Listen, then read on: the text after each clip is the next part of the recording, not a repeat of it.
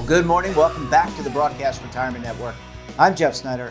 This is BRN AM for Friday, July 9th, 2021. And our top story today, how your car can make the air cleaner.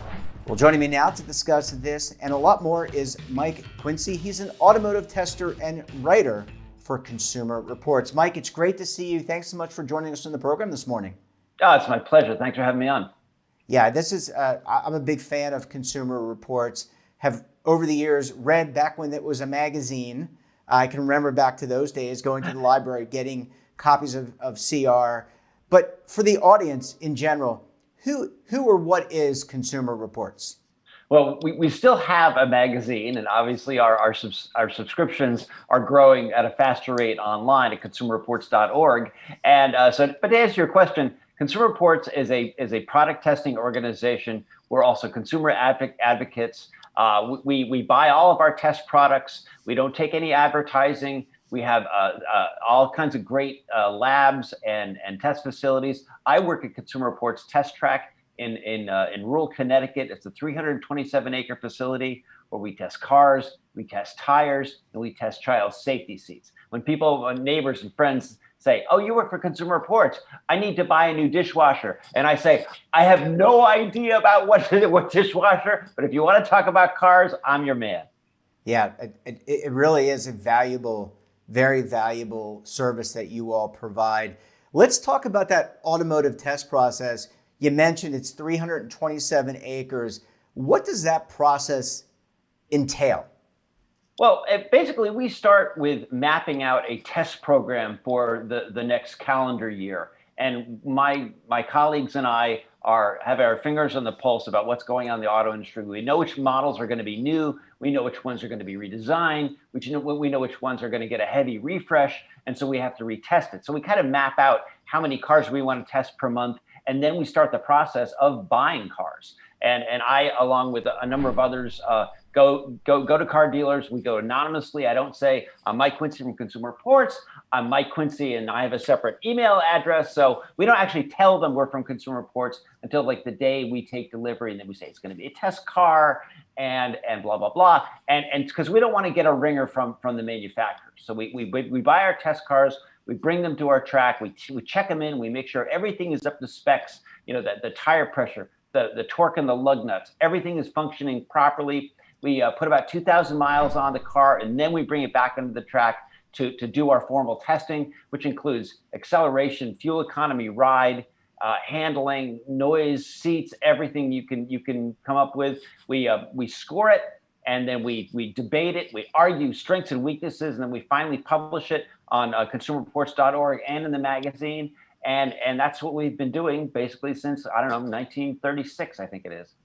It sounds like a really fun job. I mean, you get to try out the latest cars out there. You know, I wanted to ask you, Mike, about the CR Green Choice Initiative. You know, sustainability, environmental, social governance. That's a big topic, not only in the financial services industry and around retirement plans, but it's also big in general as we look to have a cleaner, better environment. What led to the Green Choice Initiative, and exactly what is it?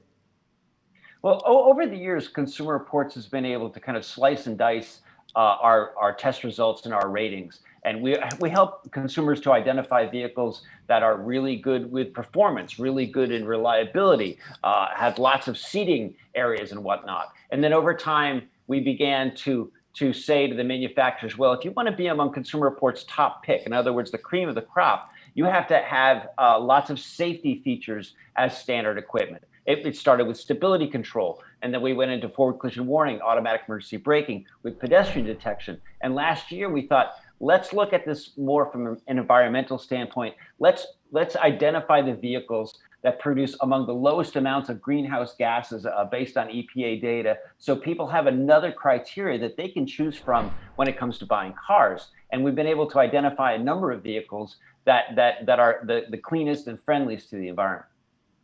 And I want to get to the vehicles in a second, but how have the manufacturers responded? Just anecdotally, I've had some interactions.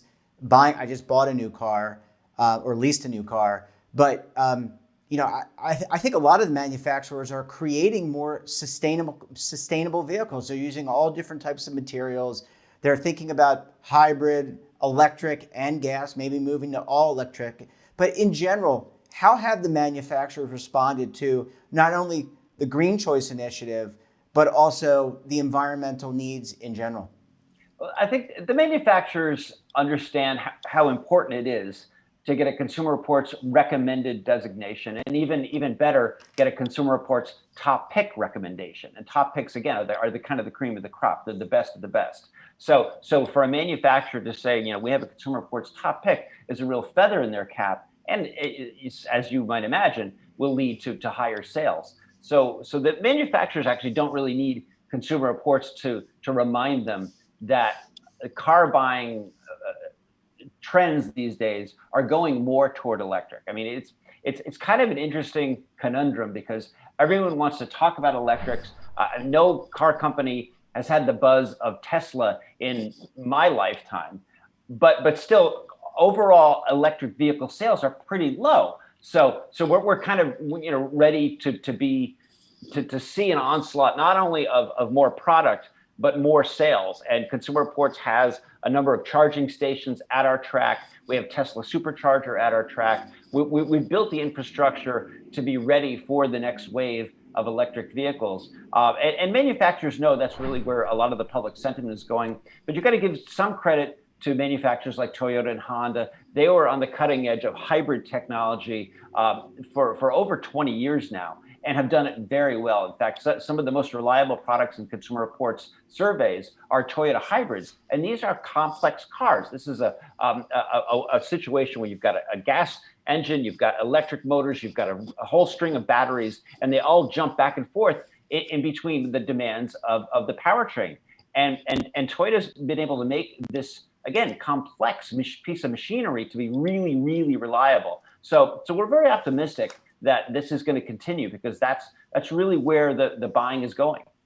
Yeah, absolutely. And for this Green Choice initiative, how many top vehicles were they in accordance with this new level of categorization? How did vehicles do? How many were there that met some of the standards? Currently, we have 48 vehicles designated as a green choice. And these range from, as you might imagine, kind of smaller economy type cars to even mid-sized SUVs that have gas electric hybrid technology.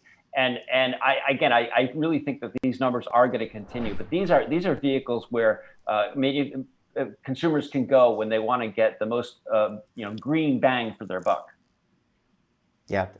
I think it's great, and on the financial services side, there's a lot of categorization as well. It's nice to see that this is kind of also being done in other segments of our economy. Mike, I need to take a very quick break. When we come back, thinking about buying a new car or used car, we're going to give you some of the details, things you need to be thinking about. You're going to want to stay tuned right here on BRN AM.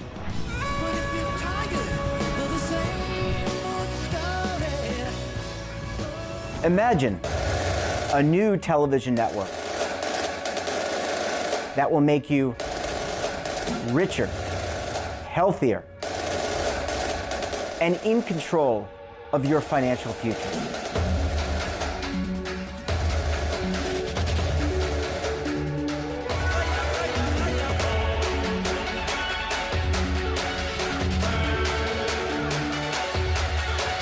This network is for the policewoman in Nashville, Tennessee, the baker in Dubuque, Iowa, the teacher in Lexington, Kentucky.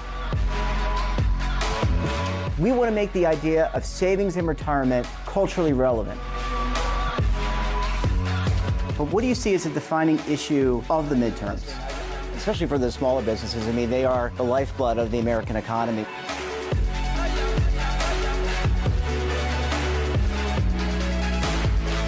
Featuring exclusive interviews, current affairs, and docuseries. 33 years old, you retired early. The philosophy is money only matters if it helps you live a life that you love. But you got to start thinking about retirement as soon as you get in. The Broadcast Retirement Network will drive very high engagement with premium partnerships. So this isn't retirement and savings for your parents or grandparents. This is for all Americans. And we're going to change the way you think about money.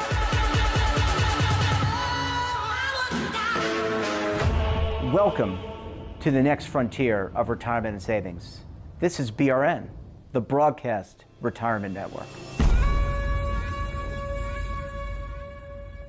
Are you stuck with a low credit score? A credit report and score that's causing you to be denied credit or pay higher interest rates than others for the same things? Then do what Terrence did and call Credit Repaired for your free credit evaluation to help restore your credit. I started thinking about buying a new house, and my score wasn't where I needed it to be. I called and spoke with one of the representatives, and we just had a good conversation, and I liked what he was saying.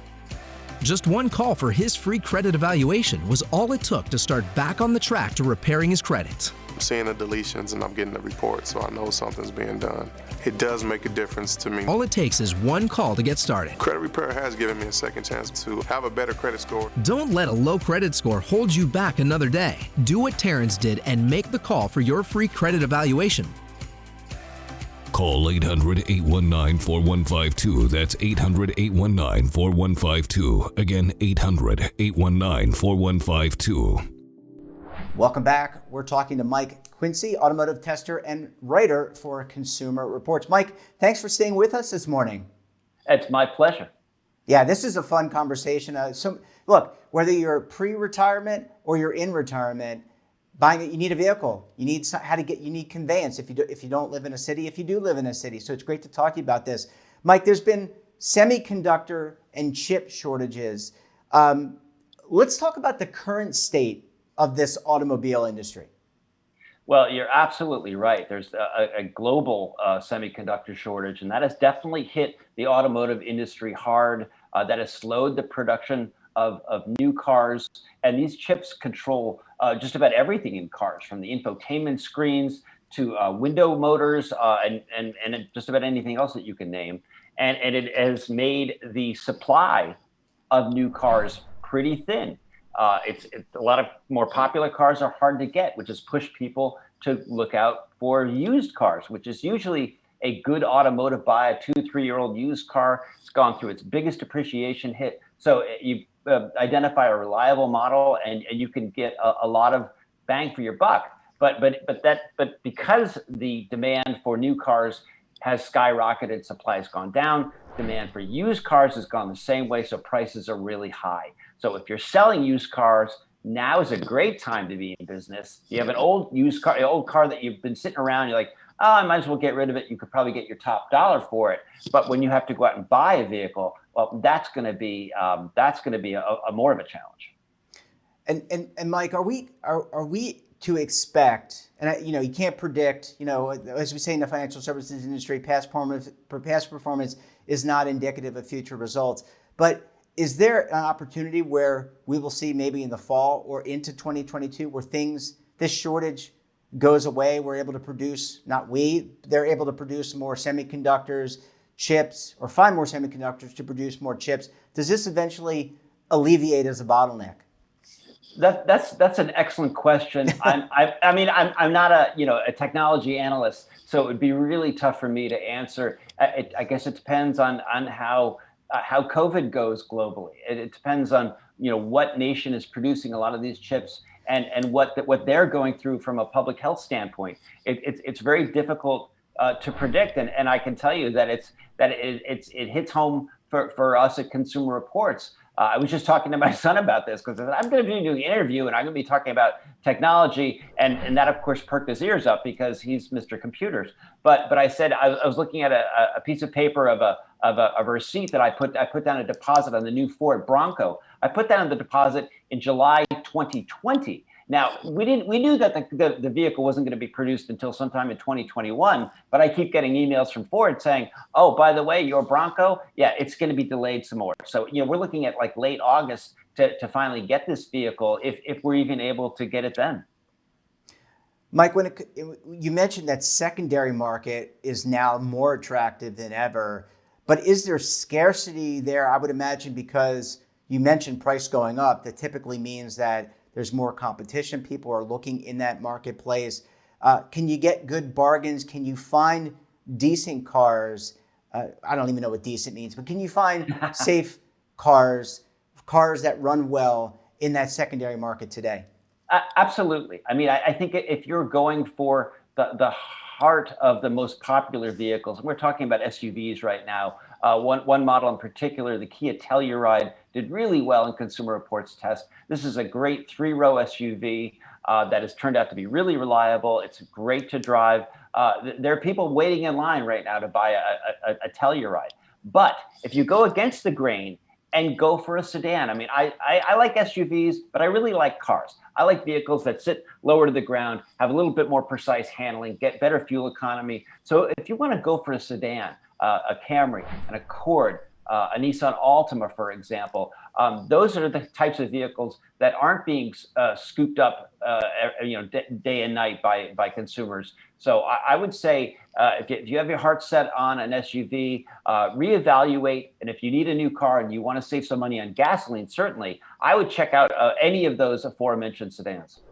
Yeah, and you mentioned some really good brands. And again, I just want to point out, none of these brands are sponsoring the network, but Toyota, Honda, I mean, you're talking about cars that can last 200, 300, 400,000 miles. Mike, are there things you need to think about when buying that used car? Many people who maybe were buying a new car, maybe they lease, like maybe I do. Are there things that you need to be thinking about now a little bit differently when buying that used vehicle?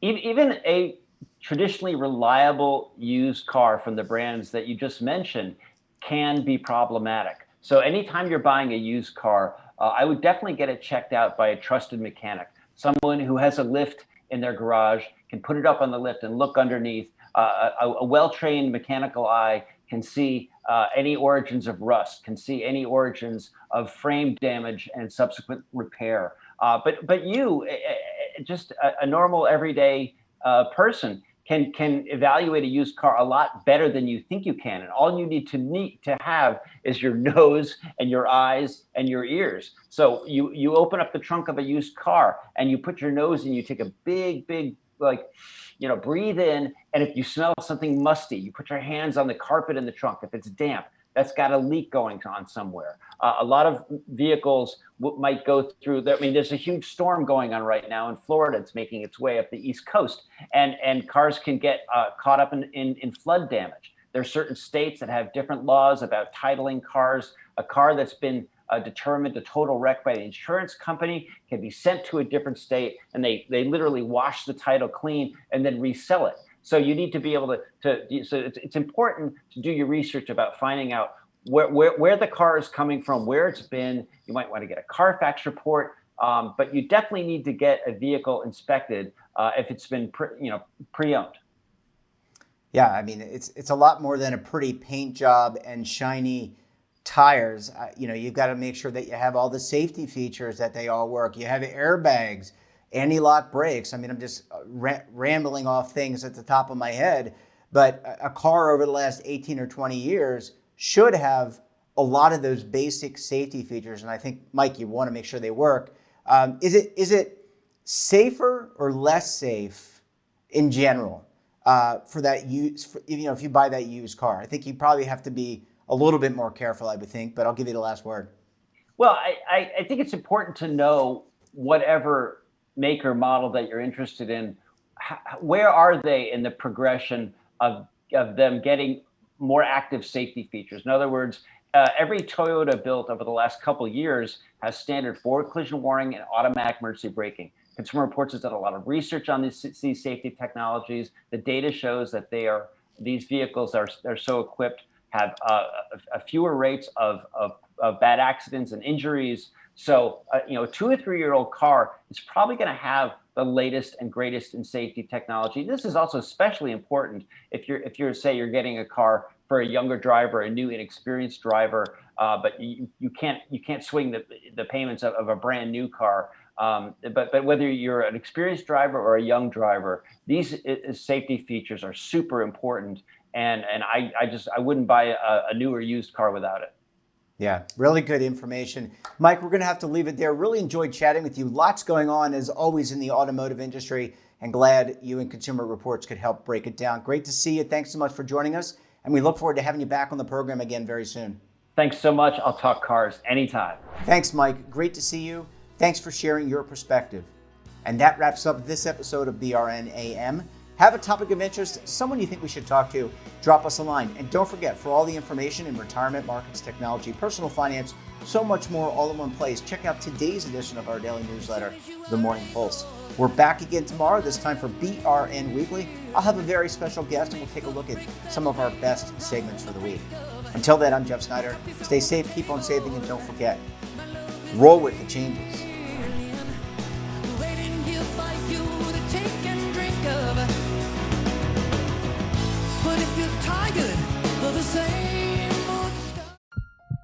Are you being audited and do you owe the IRS $10,000 or more in back taxes? Is the IRS threatening to take more of your money? Don't fight the IRS alone. The Tax Doctor is here to help you negotiate your tax bill and reduce your stress. The IRS can freeze your assets and seize your bank accounts, but you can stop these IRS actions. The Tax Doctor will work with you using our years of experience to represent your case to help you get the best resolution under the IRS guidelines. Help is here to deal with the IRS to reduce your stress. We've handled thousands of cases, so we know what we're doing. If you owe $10,000 or more in back taxes, do not call the IRS alone. Call a Tax Doctor now for a tax emergency analysis. Call 800-224-6439.